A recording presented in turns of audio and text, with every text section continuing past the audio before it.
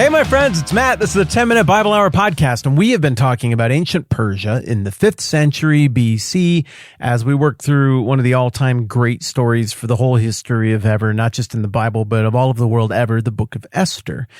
And we're getting to this place in the book of Esther where the whole story, which has gigantic stakes, is about to hinge on just a couple of lines of dialogue that, at least for one of the two people involved in this conversation, is just sort of casual, just getting his morning coffee, thinking about some stuff.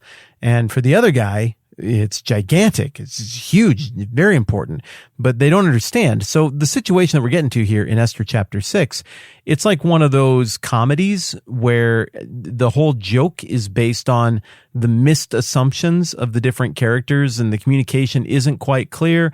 And maybe so-and-so thinks that this dude really likes her, but actually he was talking about her best friend, and then everybody acts in ways in keeping with their assumptions, and hilarity ensues. It's the kind of comedy where it could be fixed with just one crystal clear adult conversation where you ask probing questions and make sure everybody's on the same page, but then hilarity would not ensue, and we wouldn't have a comedy, and it wouldn't be fun.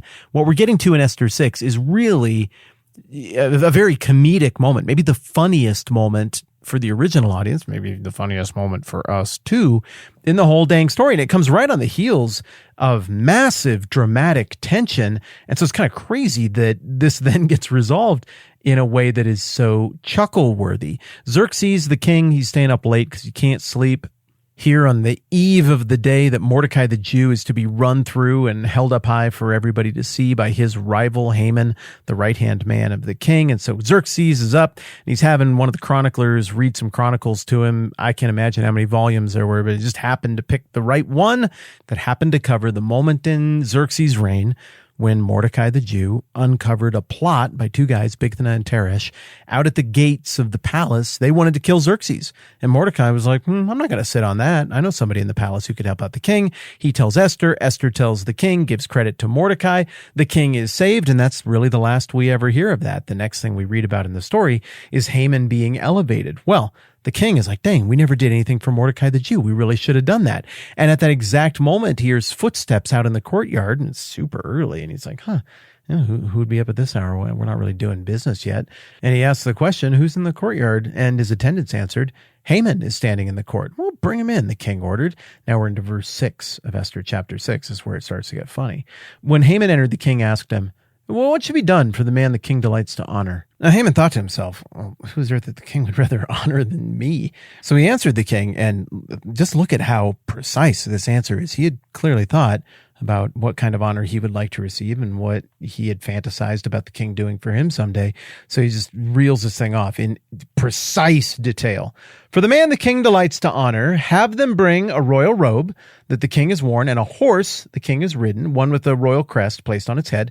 Then let the robe and horse be entrusted to one of the king's most noble princes. Then let them robe the man the king delights to honor and lead him on his horse through the city streets, proclaiming before him, this is what is done for the man the king delights to honor. Wow, that is so much stuff he had in mind for himself.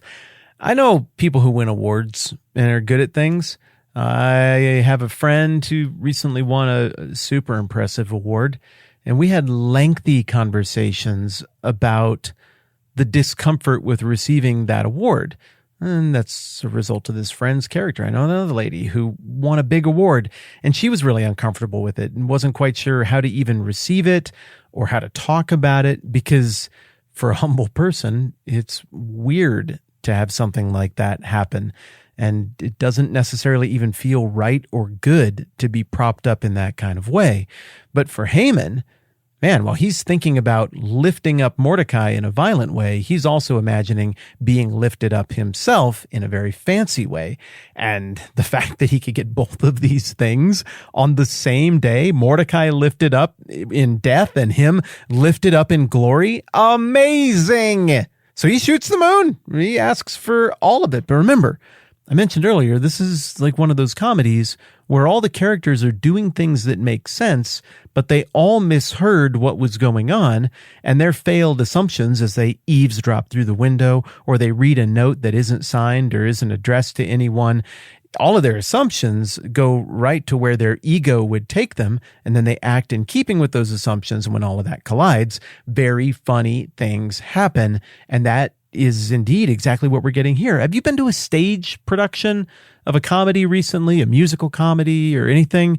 I've been to a couple this year and quite a few over the course of my life. I was raised around musical theater, and like any genre of storytelling, there are certain story beats and humor beats that are really baked into that. And the misunderstanding comedy, when it's a stage production, is the kind of thing where you can visualize the incorrect assumptions, and you can tell as you move toward Act 3 after several near misses where the confusion didn't get sorted out. You can tell when you're finally getting right to that point where the cards will be turned over and somebody's going to be shocked to discover that they had the wrong assumptions about everything. And if the end of chapter 5 read like a dramatic story of 4 people looking out at the same pale moon as the sound of the construction of Haman's gallows echo through the empty city at night. If that felt like a big dramatic scene, this to me feels like the high point, the payoff point of the whole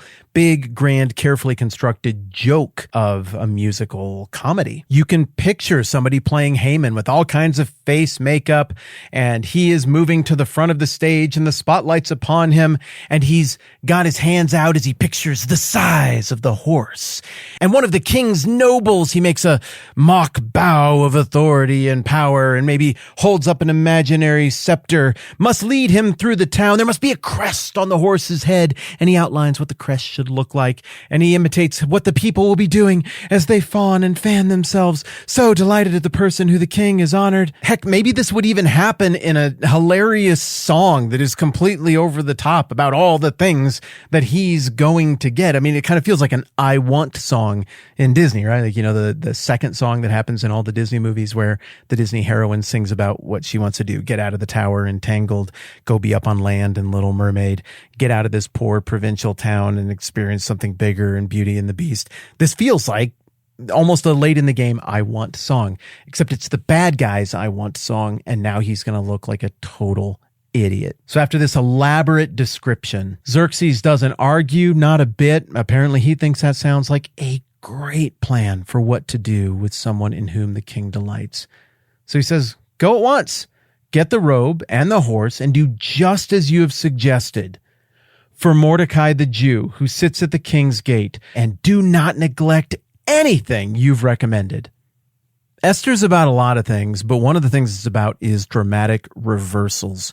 Reversals that are absolutely needed and reversals that are absolutely unlikely to happen, but that then do happen. And surely this is the biggest one of all to date, because not only is Mordecai going to finally get his due, but Haman's not going to be able to run him through with a stick and put him up above the height of the city walls for everybody to see him all naked and dead and writhing around and stuff up there, because he's going to be on the king's horse, wearing the king's robe, being led around by Haman, his mortal enemy, as Haman is forced by the edict of the king, the same type of edicts he tries to manipulate and control for himself, proclaiming how awesome Mordecai the Jew is, and that this is a man in whom the king delights.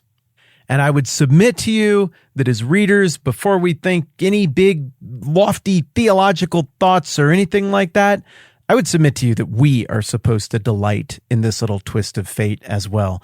This moment is supposed to be fun and funny, and it's the beginning of the end for this jerk, this abuser of power, this awful, vile man, Haman, whose pride is as tall as his gallows, but whose fall is going to be even greater than that. Quick thing on the way out the door here. Thanks to everybody who supports the program. A lot of you do that through patreon.com/the TMBH Many others of you do that through Planning Center, through the website, thetmbh.com/support.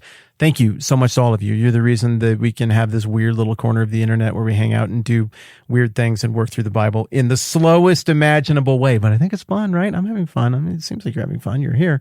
So for all of you, those of you who are in Planning Center, you should have an email in your inbox today with a whole bunch of music that Jeff has put together over the last few weeks. And for those of you over on Patreon, I've made a few posts with some of those and another one with a couple more today. But for everybody who supports, I want to tease this a little bit. I've got a cool thing I've been working on for 6 weeks. It's a resource that I think is going to be a nice complement to what we've been doing here in Esther.